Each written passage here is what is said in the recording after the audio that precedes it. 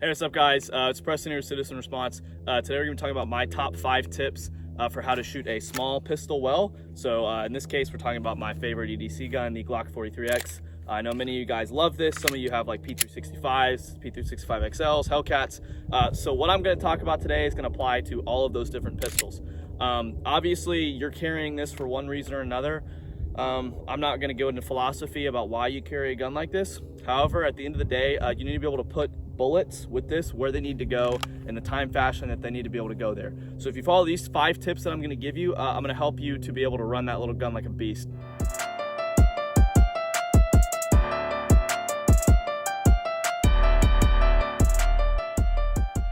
All right, so the first tip we're going to talk about actually is hand placement with the shooting hand. So as you can see, this may not happen to all of you, but my knuckle, my right here on my thumb, is really bloodied up. The reason is I get a disgustingly high grip with my shooting hand. What this allows me to do is mitigate any kind of energy that's going to be able to come out of that beaver tail. So essentially, you know, this is like any other machine. It follows the laws of thermodynamics and physics. So essentially, energy is being escaped whenever you pull the trigger. You have an explosion going this way, you're gonna have energy coming this way. If I leave any little bit of a gap right here, that's gonna allow the pistol to rock back and forth in my hand. Sorry about the wind, can't really do anything about it. But essentially, you wanna get your hand as high up into that beaver tail as you can. This applies to all guns, but these little guns are particularly unforgiving. So that's my first tip, is whenever you're building that grip, make sure you get really high into that beaver tail and make sure that your third finger is really nice up in there. All right, the second tip is actually placement of your support hand and utilization of your support hand.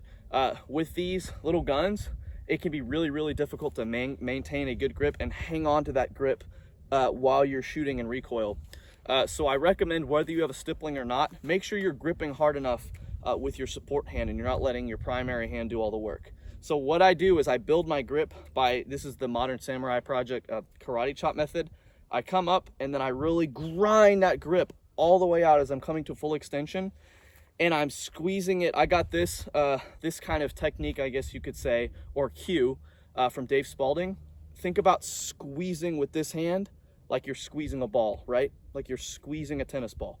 And then with this hand, with the primary hand, I'm pulling from back to front. That way I'm really getting a lot of pressure on that pistol as I'm trying to mitigate this recoil, because these guns are really snappy. 1, 2, 3, 4, 5, 6.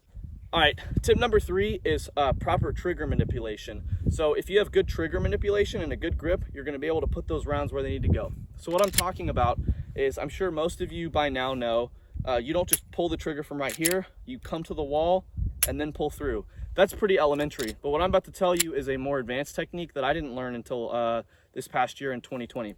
So essentially, this is called in-flight reset. What this means is I pull the trigger, and as the gun's cycling, I'm resetting, so that by the time the gun is cycled, obviously I'm not gonna be as fast as the gun, but essentially in theory, by the time the gun's cycled, I'm back on the wall and ready to shoot again. This is really important with these guns because I want to be up, and by the time that gun cycles, I want to be back on that wall, because if I jerk this gun when I'm not on the wall, it's going to send that shot, because these guns are a lot harder to control and they have these nice and short barrels, and the shorter the barrel is, the more variability you're going to get the farther out you go. It's the same reason why rifles are more accurate than pistols, is because they have more barrel length, and that barrel length and stabilization allows a little bit more leeway. Whereas with this Glock, I think, has a 3.4-inch barrel. It's a tiny barrel, guys.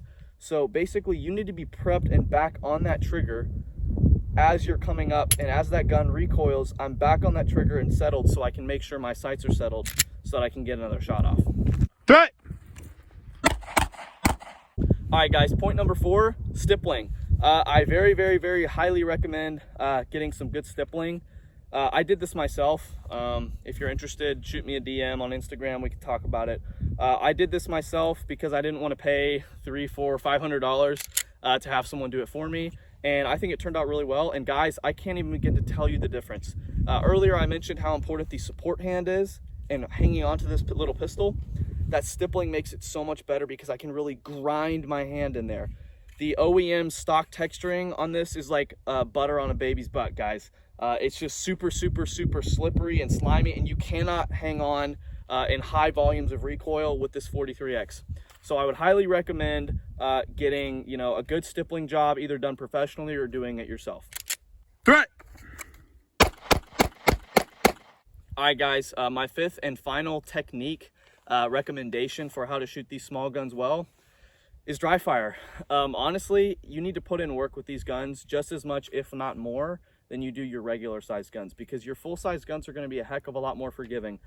These guns, if like with my Glock 19 or Glock 17, for example, if I come up, my grip isn't perfect, I can usually get away with putting some good shots in an A zone from reasonable distances. May not be the best grip in the world, but I can get away with it.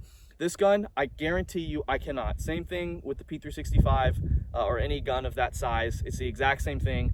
Dry fire, guys. You got to dry fire so you can build up those really good habitual mechanics, because you don't want to be thinking about building your grip as you're shooting, because you're going to have to be focusing on everything else, like tracking your sights, because these guns are so freaking snappy. So, fifth and final point, get out there, dry fire, get some practice, put some rounds down range, live range. I know ammo's expensive, but come out, run a few build drills. It'll really help you out. Guys, as always, thank you so much for watching the video. I hope you learned something from it. I really enjoy doing these videos, and I enjoy getting to connect with you guys over on Instagram and people who shoot me messages and stuff like that. It's been a big blessing in my life. If you know me, as always, I give a short message at the end of all my videos. Guys, what's been on my mind recently is just how good God is. I think we've seen a lot in the world. We've seen a lot of chaos. We've seen a lot of tragedy. And it just comes to remind me of how good God is for having mercy on us. Because if you've seen how evil the world can be, you know that, you know, we don't really deserve salvation. We don't deserve God to extend that olive branch to us, but it's only through his love. For God knows why he chose to save us, but he loved us enough that he did. Guys, so if you don't know Jesus Christ, I beg you, please open up your Bible, go read through the book of John, or reach out to somebody that you know that is a Christian. I'm sure they'd love to talk with you about it. Guys, as always, get out there, train hard, stay safe.